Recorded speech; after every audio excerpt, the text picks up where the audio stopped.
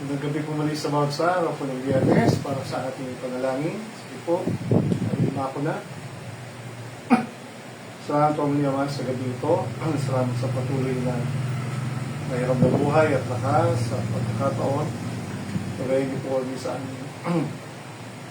aming Bible series ng mga bagay patungkol sa tunay na kayamanan ng Banal na Salita. Usapin niyo po kami. Turuan ng Banal na Espiritu, lumisip po ang mga puso, at ikaw lagi madakila, palagi mong pag-awit at ang aming panalangin. Tinagdahan pa muli, Panginoon, ikaw po magpala at madakila sa gabi ito. Palagi po ang aming lalsin at ang mga narinig. Tinagdahan tuloy pa sa pamuli sa gabi ito, sa matangis na pala po ng Jesus. Mahal po muna tayo bago tayo mag-aral sa salita ng Panginoon.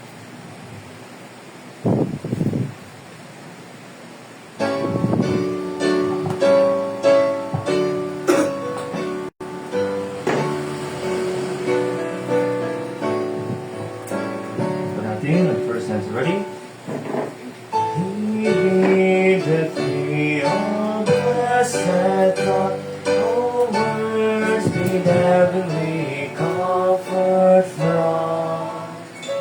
Whate'er I do, where'er I be, still 'tis God's hand that leadeth me. He leadeth me by His own hand. He leadeth me. His faithful follower I would be, for by His hand He leadeth me. Sometimes it seems sometimes very dense flowers bloom. Like waters soft or troubled sea, still 'tis God's hand that leadeth me. He leadeth me by His own hand. He leadeth me. His faithful follower I would be, for by His hand He leadeth me.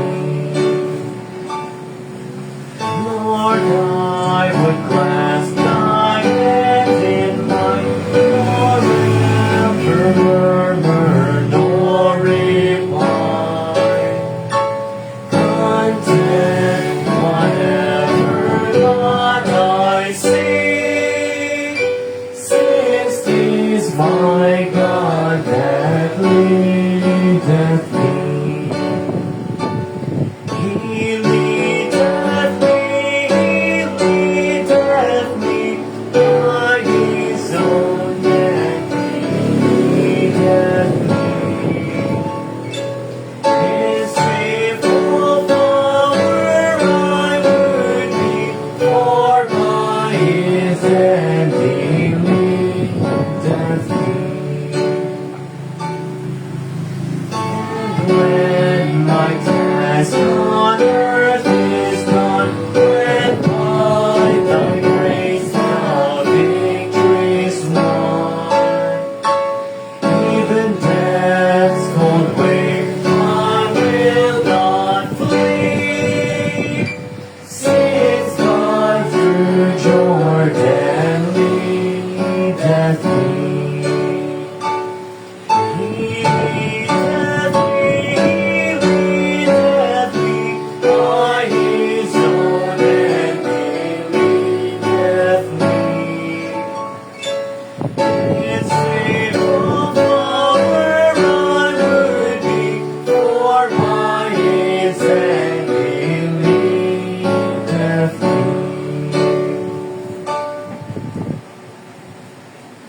Puri po ang Panginoon sa awitin niya. Patuloy po ang katapatan niya, tayo inaakay sa landas ng kanyang kalooban patungo sa buhay ng continue our series of study, the true wealth and wisdom for godly life. Number one, the philosophy of contentment. Ang dakilang pakinabang nga po ay makita natin tayo mabuhay nang may kakontento, no? So, ang kabanalan ay hindi ang paghahanap ng kayamanan, no? Kundi ang makontento na mabuhay ng may kabanalan at kakontentuhan. Yan po ang dakilang pakinabang. Sapagkat tayo po ay aalis sa mundong no, pinanganak na wala, at aalisin po tayo. Makontento tayo sa mga pangangailangan nating basic, no? Damit at pagkain. Yan ang basic na kailangan po natin, no? Bonus sa lang bahay, sasakyan, at iba pang mga bagay. Tuloy po natin.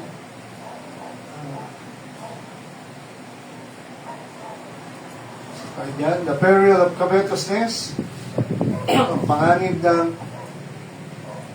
paghahanap, o greediness, ang panganib ng kasakiman, no? Ito ay nagtutulak na ang tao ay mahalin ng salapi at yan ang nagtutulak ng maraming kasamaan. Ang pagmamahal sa pera ay magdudulot ng maraming kasamaan.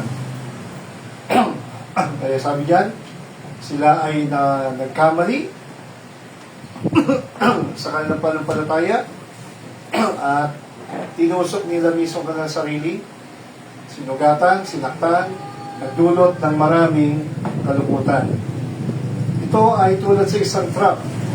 Pag isang ng taong yumaman, kung yan ang iyong kanyang hangarin lamang, ito ay isang patibong. So, ugat niyan ay ang pagmamahal sa pera. Kung yun lang ang nagtitrigger sa kanya, yan lang ang purpose sa buhay niya, yan po ay isang trap. Ang resulta ay maraming kalungkutan. At ang kanyang pananampalataya ay walang katiyakan, no? Wandering. Walang katiyakan, walang parang paikot-ikot lang. Walang direksyon. No? Walang focus ang faith niya. Okay, kapag ang desire ng puso ay magpayaman lang sa lupa. Hindi ko tayo nilikha para magpayaman lang sa lupa. Dahil talagang iiwan naman natin ito. Ang dapat makita natin na maunawa natin layunin bakit tayo nilikha ng Diyos is to worship and serve Him. Yan po talaga totoong layunin bakit tayo nilikha ng Diyos. At sa pamamagitan ng kaligtasan ng Kristo, tayo ay naibalik na isauli yung tamang relasyon sa tunay na Diyos. So, pwede tayo ulit sumamba at maglingkod sa tunay na Diyos dahil kay Kristo. Let's learn the number 3. The pursuit of godly man.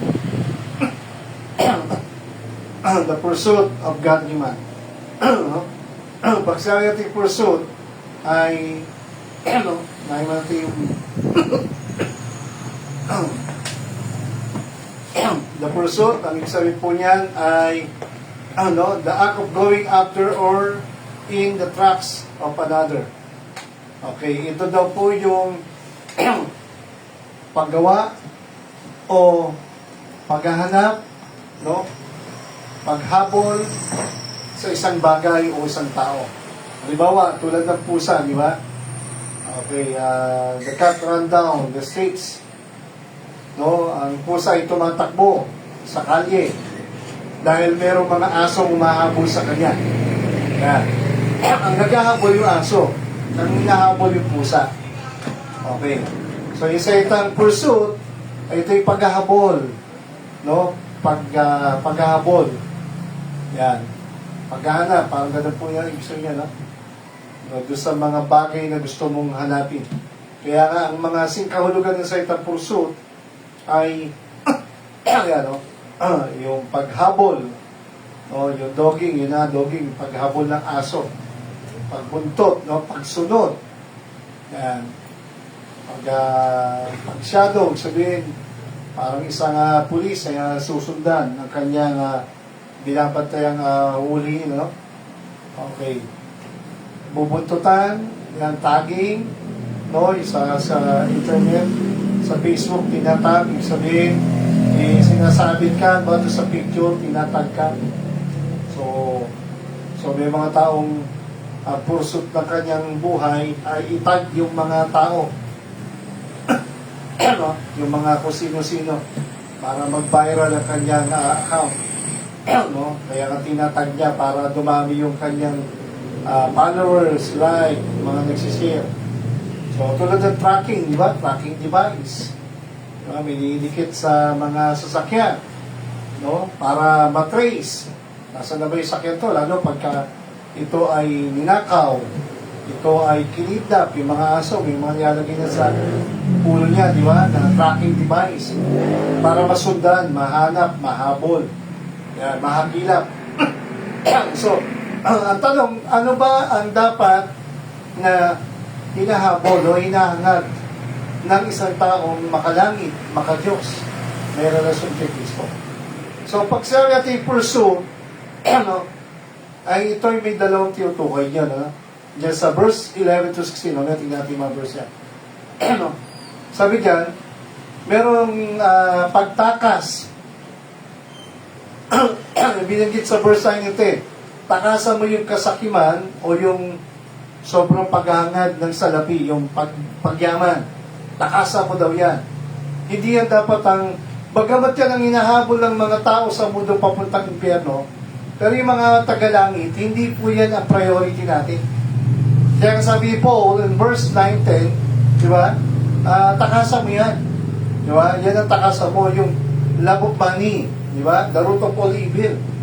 Takasan mo yan. Tapos, ang sundan mo, kung yan ang hinahabol ng mundo, ang dapat mong sundan ay yung specific virtues, yung mga Christian character na binanggit yan sa verse 11. And then, spiritual warfare, because kung alam mo sino ang iyong Panginoon, sino ang iyong tagapagtas, ano ang iyong panampalataya, ano ang iyong focus, ano ang iyong pinaglalaban, so you will fight the good fight of faith. Yan. So, ito yung dapat na pinaghahandaan mo, hinahangad mo sa buhay. There is a spiritual warfare. Katulad mo, nag-roll ng Amerika at Israel, ba? Bakit ba nila gustong digmain ng Iran? Kasi nga po, gusto nila sumpuin nga daw po yung yung nuclear power na gusto nilang inventuhin, no? Kasi nga, kakaroon taga ng malalang digmaan pagka naka-invento sa ng nuclear bomb ang Iran at gamitin sa Amerika. So, inuunahan na nila. So, tayo naman po, sa panig ng Panginoon, between darkness and light, between heaven and hell, between true God and false God, between tinatawag nating purity and karumihan, no? Dapat makita natin, saan panig ka? Hindi ka pwede sa gitna. Sa panig ka ba ng Panginoon? Tagalangit ka? O panig ng Diablo na mapapahamak din po sa impyerno? So, let's look at this. No? Pangalaw pa ng meaning pa ng pursuit, ito pa pala sa meaning, no? Sabi ng, ng Webster, kung yun kamali. Ang pursuit daw, ito ay activity outside of one's regular occupation. No? Sometimes yan ay, yung hinahabol mo na yan, ay para sa kasiyahan, pleasure. Okay. No? May kinalaman sa mga, hindi lang doon sa hangad mong yumaman, kundi ano yung mga hinahangad mong kasiyahan sa buhay, nagpapasaya sa'yo. Halimbawa, no? Sa yung isang tao masipag sa trabaho, pagkatapos ng kanyang maghapong pagsisikap sa trabaho, meron siyang mga tinatawag na hinahabol pa na outside activity niya sa kanyang gawain maghapon sa trabaho. No, ano yan? Pag-uwi niya, di ba, meron siyang hinahabol. Pwedeng ang ibig sabihin ng pursuit niya, hinahabol niyang yan, yung mga hobby niya. Yan. Kaya tawag yan, hobby. Libangan. No? Recreation. Yan. O yung mga kamag-anak ng salita niyan ay amusement. No? entertainment. Yung mga nagbibigay ng libangan sa kanya, yan. Nagpapalakas sa relaxation, no? Nagpaparelax sa kanya. Pwedeng sport, kaya pasta, libangan, no? And sometimes, ito din po ang nagbibigay ng distraction. Actually, walang nakakapagbigay sa kanya ng hating oras. Hindi sa puro trabaho, ay yun nga, bisa di ba pa-focus sa trabaho, sa kanyang pangarap, nakapokus lang siya doon sa mga yun nga, libangan, no? Parang sa bata, work, play, or study, play, di ba? Parang ganun po yan. Okay. So, normally, ang mga tao sa mundo, ganyan lang habol niya. Pangarap, trabaho, tapos kasiyahan. Di ba? Yan ang hinahabol ng mga makamundo. Pero pag ikaw po ay the pursuit of godly man, ito dito ni Paul, ay iba po ang kanyang mga hinangad. Ano? Okay, so, natin yung mga verse yun. Okay, dito sa kabila. Okay, ito yung po yung mga verse natin. The pursuit of the man of God or godly man. Okay, so sabi dito, pasahan natin yan. Okay, discuss natin ito. Sabi niya sa verse 11. Okay. But thou, O man of God, plead these things. Yan. Ano yung takasan mo yung mga bagay ito, yung binanggit niya po sa verse 9 and 10. Ano yung binanggit sa verse 9 and 10? Diba? Ang binanggit nga po dyan ay, sabi dyan ay verse 6, makontento ka, mabuhay ka na may kabanalan, at kakontentuhan, dahil wala ka naman kung pinanganak ka namang walang ginto, at aalis ka rin sa mundong tong wala kang gintong madadala. So, dapat hindi priority natin ay kayamanan. Priority natin ay mabuhay ng makadiyos. Mabuhay ng ayon sa kalooban ng Ama, ng Anak. Mabuhay na may kakontentuhan. Kung may pagkain ka, damit, salamat. Kung may mga sasakyan, bahay, negosyo, bonus na lang yan. No? Pero hindi yan ang priority. Hindi yan ang dapat hinahabol mo, hinahangad mo. That is not the pursuit of a godly man. Diba? Sapagkat, sabi nga ng verse 9, sabi diyan, sa verse 11, ikaw nga na lalaki ng Diyos, no, the pursuit of the godly man, siya sabi ni Pastor Paul dito kay Pastor Timothy, thou, O man of God, Timothy, tutuwa niya dito, at yung mga taong papunta langit, takasan mo yung mga bagay niyan. Ano po yung mga bagay niyan? Yung pinutukoy dito sa verse 9 and 10.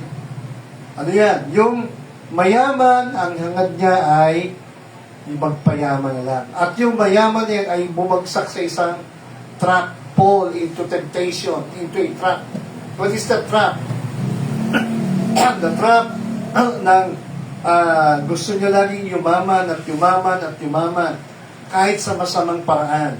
Ang resulta ay naging mangmang siya, maraming sakit ng kalooban, maraming problema, maraming depression, maraming stress, ang taong hindi ko sasabing wala sa kasiyahan, meron naman, pero ang punto nga dito, no, mas talo kaysa sa panalo. Kasi, sabi nga din, yung mga taong nagaganda kayamanan, ang siya hinihila sa kapahamakan. Distraction, kamatayan, at kapahamakan. Katulad ni Judas. Di ba? So, katulad ni si Delilah. Di ba? So, yung mga babaeng masama sa Bible. Di ba? Si Queen Jezebel. Di ba? Pinapatay po niya. Siya ba yung ano doon? Ano ba? Si Jezebel, yung nagpapatay kay yung nagpapatay doon sa pinapatay niya, kinuha niya yung lupa. Di ba? So, namatay, napahamak yun.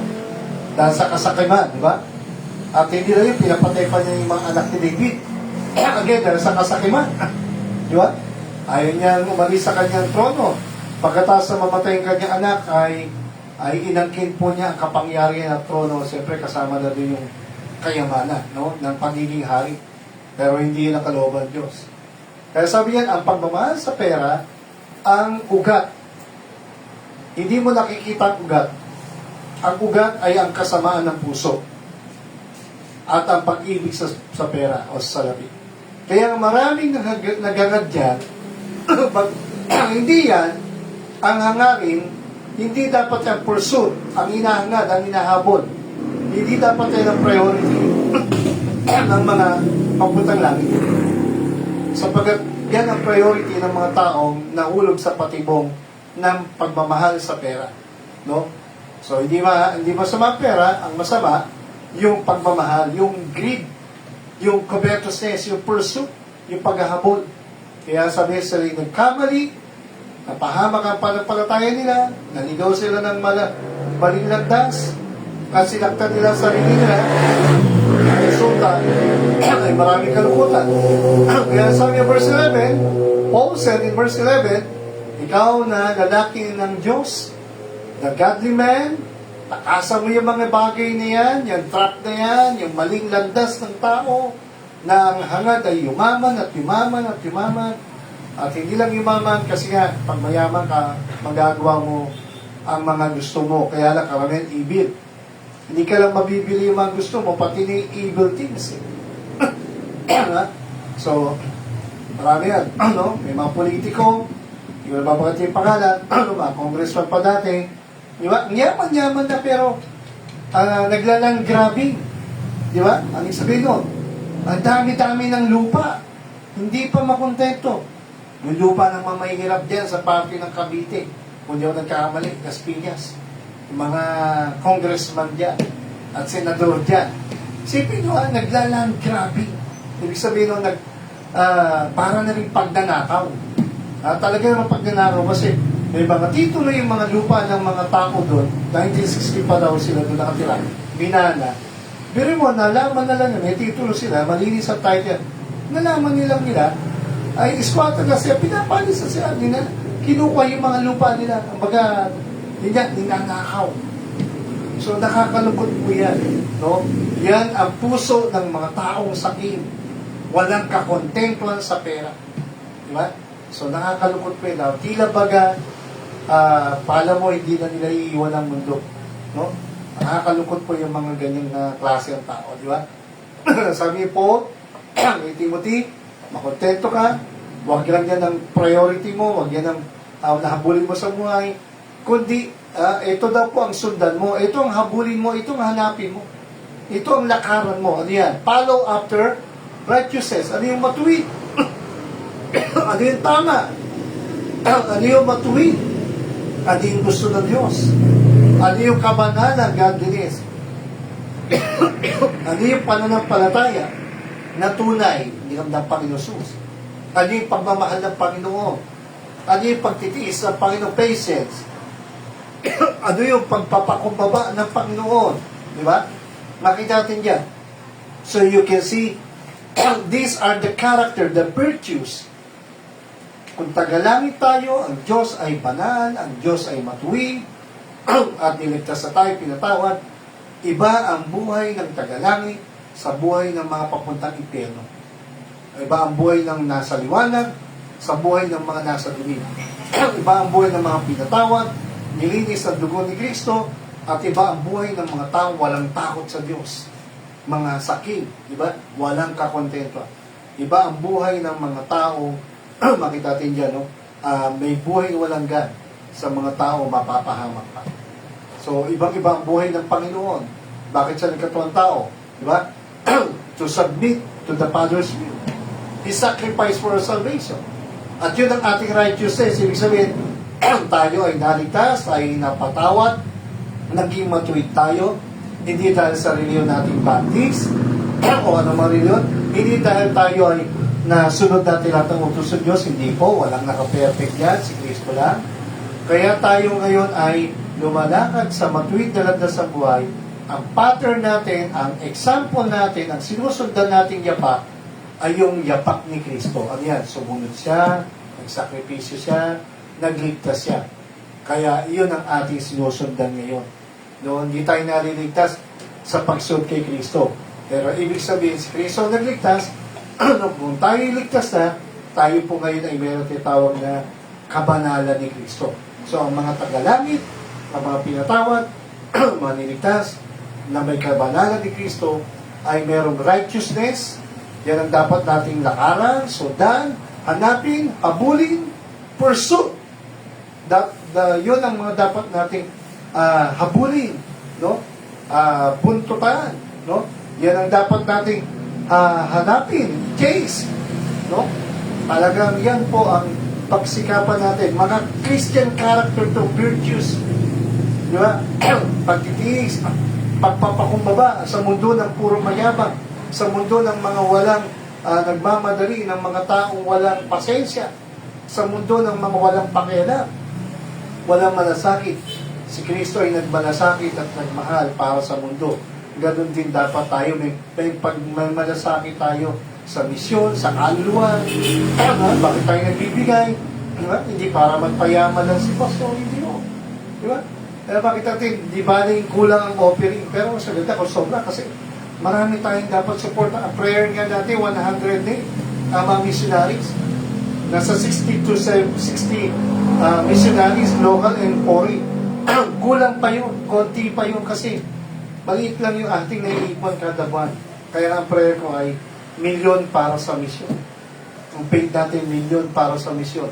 Lalo pag binuksan ang pintuan ng Sri Lanka, di ba? Mas malaki ang gastos natin doon. Kung dito pa lang sa local, hirap tayong sumuporta, paano pa sa foreign mission? Di ba? So, ipaglaban mo ang mabuting labanan ng pananampalataya. Sabi nga ni Pastor Paul kay Pastor Timothy.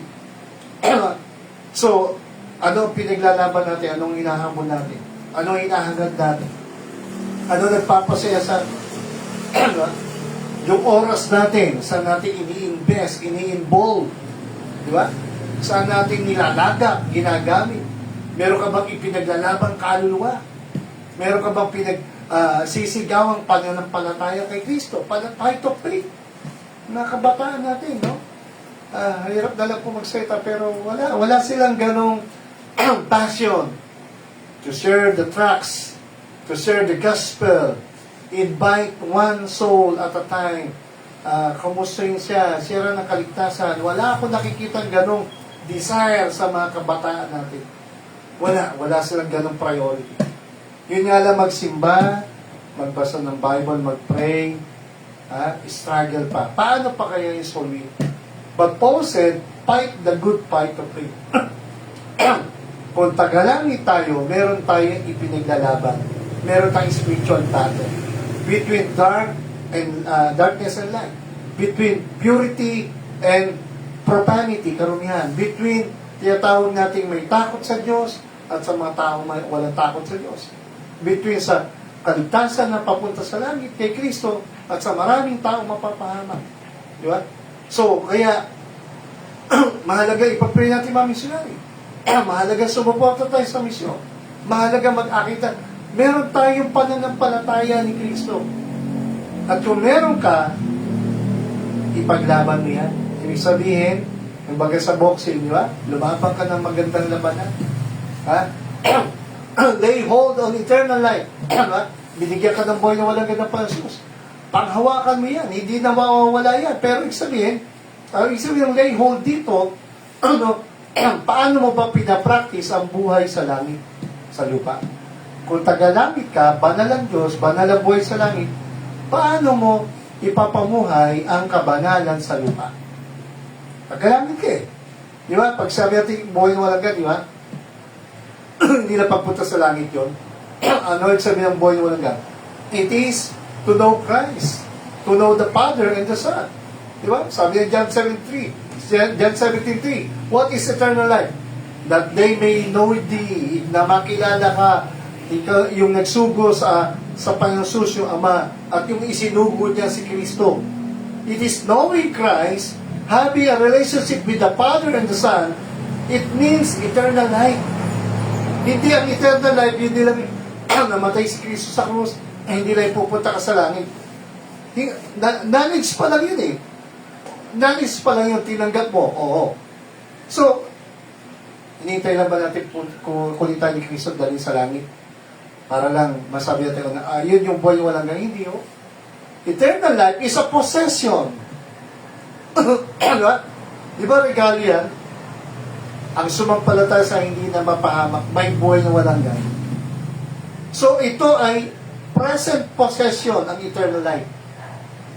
Kung ito ay isang regalong ibinigay ng Diyos sa atin, at meron ka na nito, regalo ito na binigay sa iyo sa mga nagtiwala, paano mo ngayon pinapahalaga yung possession na yan dito sa lupa? Wala ka pa sa langit, nakilala mo si Kristo, binigyan ka ng kaligtasan, so paano mo pinapamuhay, pinangahawakan ang buhay na walang hanggan sa lupa?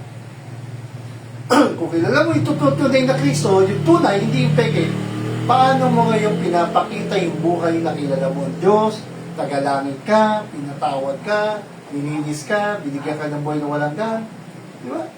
So, iba ang buhay ng taong nagpapanggap, may reliyon, sa may relasyon kay Kristo at tunay na tagalangit.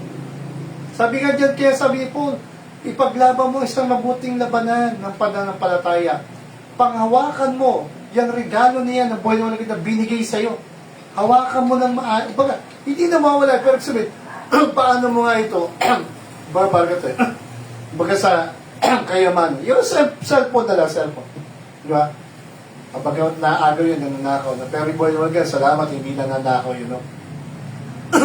It is something spiritual, something, kumbaga, hindi nakikita, dito, kumbaga sa down, abstract. Di ba? Abstract down kasi ang eternal life eh, tulad ng love. Kung tumanggap tayo ng pag-ibig ni Kristo, paano nila na malalaman may pag-ibig ka ni Kristo? Sa aksyon ng ating buhay, sa ating mga pananalita, sa ating mga kilos, sa ating mga pinupuntahan, sa ating mga sinesir, sa ating mga sinasabi, sa ating mga ipinikilo, sa ating mga hinahanap. Di ba? Kaya sabi nga niya ni Paul, ikaw ay tinawag, nino, ng Diyos. At sabi niya, ikaw ay, and has professed, ipahayag mo ang isang mabuting pahayag kasama ng mga iba pang iniligtas na saksi. So, sa dami ng mga iniligtas sa Panginoon, ipakita mo, sabi ni Paul kay Timothy, ipakita mo ang isang magandang patotoo ng mayroong buhay na walang hanggan. The pursuit of a godly man. Di ba? Ano ang hinahabol mo, tinahanap mo araw-araw? Hindi masama mag-aral sa college, mag-aral ka maging teacher, mag-aral ka maging psychologist, o IT, pero temporary lang yan. Compared to the eternal things na inihanda na ng Diyos sa atin. Kumbaga, kung papunta tayo sa kaharian ng Diyos na walang hanggan at walang hanggang yaman ang inihandog sa atin ni Kristo, paano ka nagpe-prepare papuntang langit?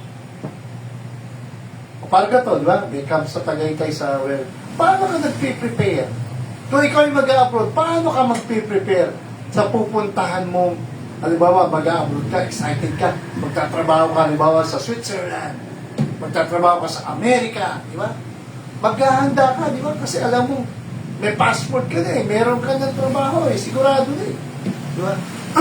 Kung yung mga tao nga, di ba? Naghahanda, binibigay ang best, everything. Paghahanda sa future, paghahanda sa trabaho, paghahanda sa pag-abroad, di ba? Eh, paano pa kaya yung paghahanda sa pupuntahan nating kaharian ng Diyos? And by the way, kaya tayo papasok dyan dahil kay Kristo, na nagbayad ng ticket natin ng Panginoon. Di ba? So, salamat ang regalo ng buhay na walang. Kaya na regalo, libre na yan.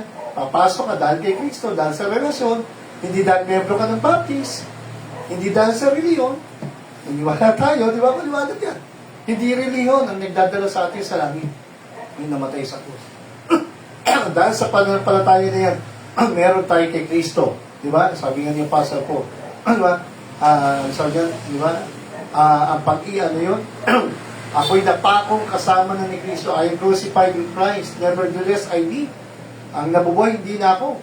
Di ba? Kundi yung Kristong nagmahal at namatay doon sa krus. Who loved me and gave himself for me. And the life which I now live in the faith. Di ba? In the flesh. Ang buhay na kinabubuhay ko na sa laman ay ang pananampalataya ng nagmahal at nagbigay ng buhay sa akin yung sa krus. Di ba? Yun yung identity na ni Paul. Yun yung pinaglalaban niya. He fight a good fight of faith. Di ba? He finished his course. Sabi niya, Pastor Paul, di ba? Tinapos niya. Di ba? I have fought a good fight. I have finished my course. Iningatan niya ang pananampalataya tinanggap niya sa Panginoon. Bakit? Sabi niya, pira, buhay na walang ganun binigay sa atin ng Panginoon eh. Di ba? So, dapat lang, bigay mo yung best mo sa laban ng pananampalataya sa lupa. Lumaba ka sa tukso, mga pagsubok, mga nakakatakot na bagay sa buhay, lahat ng inaalala mo, pinoproblema mo, ipag-pray mo yan, iluhod mo, magpakatapang ka sa Panginoon, dahil matapang yung Diyos nating namatay sa krus. Ang bihira, walang kinatatakutan yung Diyos natin. Di ba? Kung meron tayong dapat katakutan ng impyerno, pero salamat dahil kay Kristo, wala ng impyerno, patungo na tayo sa langit. Di ba? Huwag kang matakot sa papatay sa katawan mo, kundi matakot ka sa papatay sa katawan mo kalwa sa impyerno. Ang diablo, hindi na dapat natin katakutan. Dakila yun. Greater is He that is in you than he that is in the world. Di ba? Si Daniel, kahit na tinapos sa iyo yung dalyo, binuhay ng Diyos. He fight the good fight of faith. Si Joseph, he fight the good fight of faith. Di ba? Ang dami mga Bible characters, katulad nila Gideon, nila Samson, kahit na nagkamali, di ba? They fight a good fight of faith. David fight a good fight of faith. Di ba? Mga kabataan natin, mga members natin, lumalabang, may pananampalataya ka, ang living life. Di ba? Oo, sige, ligtas ka, may faith ka kay Kristo. Pero tanong, ipinaglalaban mo ba? Ibig sabihin, ibinabahagi mo ba yan? Lumalaban ka ba sa mga patibong ng diablo, sa mga tukso, sa mga problema, sa pagsubok, at may mga kalwa ka bang ipinaglalaban na dinadala mo kay Kristo? Ikaw ba'y lumalaban ng mabuting labanan? O ikaw ay isang masamang, diba? Masamang sundalo ni Kristo? Diba? Sabi nga ni Paul, diba? Ikaw ay lumaban bilang isang mabuting sundalo ni Kristo. Sabi ni Paul, at mabuhay ka, kabigyan ng isang may maayos na patuto. So, the pursuit of a godly man. Kapatid. No, ano nga yung pursuit of godly man? Nakita natin dito as we close. Andiyan po natin, ito ay pagtakas sa kasakiman ng mundong ito. Yung pagdaraya ng diablo, yung pansamantalang aliw ng pera, ng mga gadgets na yan. Diba? Habulin mo yung mga bagay na importante, the things that are matters in our life. To be like Christ. To follow the footsteps of Christ.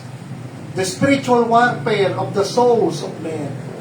Of fighting Satan, fighting for the souls of men. Diba? Living a life that is, makita natin yung substance, yung mapagkakatiwala sa atin ng Panginoon bilang sundalo, bilang katiwala, bilang servant. Diba? Paglaban mo yung mabuting labanan ng panampalataya, yung pamilya mo, yung kalwa ng anak mo, kapatid mo, kamag-anak mo, kaibigan mo. Wala, nadadaya na po tayo ng diablo. Libang na tayo ng cellphone. Kaya, sabi ko, sana kahit yung gadget natin, pwede natin gamitin sa soul winning yan. Pwede naman po. Gawa ka ng GC. Meron ka 10 kaklase, gawa ka ng GC. O, sana wag silang mag-left. Ipag-pray mo sila. Kahit doon sa GC niyan, lagyan mo ng mga verses ng John 3:16, mga video ng John 3:16, mga kanta ng John 3:16. Ang dami! Video, music, verse, picture. Pero mas maganda, nakakausap mo siya, personal. Pero yun nga, no? Kung nasa abroad pa siya, malayo, at least nasesera mo, kamag-anak mo, kaibigan mo. Kaysa yung gadget, lumipas sa maghapon, nalipang ka, nood ka ng nood, nood ka ng nood, nood ka ng nood, nood ka ng nood, tapos, ano nangyari sa buhay spiritual mo? Wala. Corrupt. Buta. Zero. Di ba? Masaya lang ang laman mo, ang mata mo pagod, ang utak mo pagod. Pero, pagdating sa laban ng spiritual, sabi ni Satan, okay lang yan, tuloy mo lang yan. Huwag mong tigilan yung ginagawa. Barkada tayo pagdating sa mga bagay na panlipa. Yung iba naman, focus sa kayamanan, sa pera. Walang masama dyan. Gaya ng sa kakayanan, maging matalino ka. Between eternal treasures versus temporal treasures. Salamat ang mga kapatid natin kaya natututo magbigay. Kasi alam na nila paano magbigay ng tao. Nagbibigay sa misyon, nagbibigay sa building, nagbibigay sa lupa, purihin ng Diyos. Diba? Diba? Nagbibigay ka sa mga kamag-anak mo mahirap. That's good. Diba? That's good. Para mabantayan yung tinatawag na greediness. Diba? Wala namang masamang mamasyal, mamili-bili, pero dapat hindi yan ang priority mo. At ang pinakamalungkot kapag ka Sunday, nagtatrabaho ka pa rin at hindi mo na inisip na yan ay para sa Diyos, sinanakaw mo pa rin. Yun ang malungkot. Dapat yung para sa Diyos na, ninanakaw pa rin, pa rin sa negosyo. Malungkot po yun. Hindi po yun tama. Kasi yan ang takbo ng mundong walang takot sa Diyos. Dapat ang buhay natin ay may righteousness, may godliness, may meekness, may patience, may love ng ating Panginoon. Pagmamahal sa Ama, pagmamahal sa kalooban ng Ama, pagsunod sa mga yapak ng Panginoon. The pursuit of pagkakita. The pursuit of pagkakita. Tayo manala. Lord, salamat sa Imam. Tulungan niyo kami ang nalubakan. Habulin namin. Hanapin namin. Parang isang asong hinahabol ang daga. O pusang hinahabol ang daga. O asong hinahabol ang pusa. Na talagang galit na galit. O gustong lapain. O gustong kainin. Tulungan niyo kami, Panginoon. Takasan namin ang mga bagay na pansamantala na huwag kaming madaya ng diablo.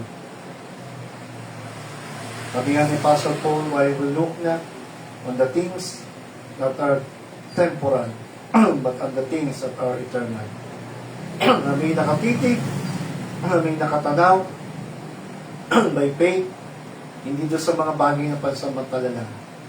Hindi doon sa mga nahawakan lang, nakikita, narinig. Nakatanaw kami sa mga bagay na pangwalang hanggan. Doon sa mga kalooban na. To seek ye first the kingdom of God and all these things shall be added unto you. Dahil ang sabi mo po, unahin namin, i-prioritize namin, ikaw na aming hari, at ang mga kalooban mo sa kaharian mo. Ang pag-aakay ng kaluluwa, ang pagsuporta sa misyon, ang pag-analangin, ang paglagong espiritual, ang paglakad sa kalooban mo, help us to be like you, Lord. Takasan namin mga bagay na pansamantala, huwag kaming madaya ng kahit marami kaming needs, Lord, huwag kaming madaya sa mundong ito na takot sa pagtaas ng kuryente, ng mga bilihin, ng gasolina. Hindi po taga ang mundo ay hindi umunlad, Panginoon, sa totoo lang.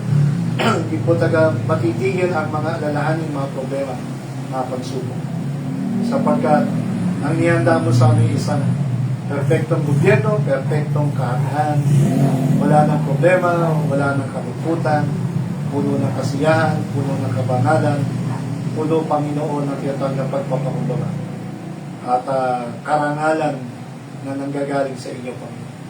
Kaya tulungan niyo kami, Lord, patuloy na lumaban sa ligbang espiritual na to. Kami po ay mabuhay sa kalooban mo. Samahan niyo po kami, Lord. Malibang samahan niyo kami. You guide us, you lead us, you help us, Lord. Palalangan mo kami, warningen mo kami. Lahat kami mariligaw sa mundo nito. Mandaraya po ang diablo, mandaraya po ang sistema ng mundo nito. At ang aming sariling laban ay tunay na kalaban lang. Tulungan niyo kami, hanapin namin ang kalooban mo, sundin namin ang kalooban mo, at gawin namin ang kalooban mo. Patuloy po ang puso namin ay iukit mo sa amin ang mga bagay na importante, ang mga bagay na pangmatagalan, hindi pansamantala. Ang mga bagay na importante, ang mga bagay na hindi mawawala, hindi matutunaw, hindi mananakaw. Ang mga bagay na patungkol sa inyong kaharian, sa inyong kalooban. Kaluluwa ng tao, kaligtasan ng tao, ang misyon, at ang mga paglakad namin sa nilakaran mo, Panginoon Jesus. Help us to be like you, Lord, and guide us and lead us and fill us by the Holy Spirit. Tulungan niyo po ang aming bansa, ang gobyerno, ang mga naghihirap. Tulungan niyo po ang aming justice system, ang Congress, ang aming AFP at PNP, lahat ng government unit, Panginoon, local government, yung governor, ang mga mayor, congressman, at ang mga kapitan. Tulungan niyo maipatupad nila ang batas niyo, Panginoon, at maging mabuti sila pinuno, huwag nilang nakawin ang mga kaban ng yaman at paparusahan mga dapat maparusahan. Huwag nilang abusuhin, malikas na yaman, Panginoon, sapagkat ang mga taong abusado sa kapangyarihan at nag-aapi sa mamahirap, alam po namin, Panginoon, hindi man may hatulan dito sa lupa, hatulan niyo balang araw. Ang mga taong galing sa salapi at sakit at ibil ang puso at walang takot, alam namin, Panginoon, na hahatulan nyo. Ngayon ay nagpapatawad ka, nagdiligtas ka. Ngunit ang mga tao walang takot sa inyo at walang pananampalataya, tunay yung hahatulan kung hindi ngayon, balang araw. Kaya kabagan nyo po ang gera sa Iran, ng Amerika at ng Israel, maging ang gera po sa iyo kayo ng kaso. Kabagan nyo po ang buong mundo at tunay po na naghahanap kami ng totoong kapayapaan na hindi kayang ibigay ng mundo. Kaya payapaan ang gagaling sa inyo, Panginoon Jesus. Ikaw po ang aming tunay na prinsipe ng kapayapaan. Ikaw po ang hinihintay ng mundong ito na magpapatupad ng isang matuwid na gobyerno at pantay na hustisya at tunay po na matuwid na pamumuhay ng tao. Sa mundo na ang tao ay walang takot sa mga kasalanan, tunay, Panginoon, ikaw lang po ang makapagbibigay at mapatupad ng matuwid na batas na pantay para sa lahat, lalo sa mga taong may takot sa inyo at sa mga tao walang takot sa inyo. Palayan niyo po ang aming bansa, buong mundo. Bagan niyo po, Panginoon, maging ang mga misyonary amin na umahay sa buong mundo, gamitin niyo po sa aming bansa, mga Baptist churches, tulungan niyo po. Kaya muli pa, lahat ay darating po muli. Palayan niyo po ang camp next week, ang preparasyon, at ay ko na po magpala sa bawat gawain niyo. Tulungan niyo po magmahal sa mga kalwa, mag-akay ng mga kalwa, palayan yung mga LPD at mga anak niyo maging masipag na mag-akay ng mga kalwa. Hindi ang darating yung pabalik ko saan sa gabing to, sa matabis na pangalan ng Jesus. God bless po. See you on Sunday. Amen.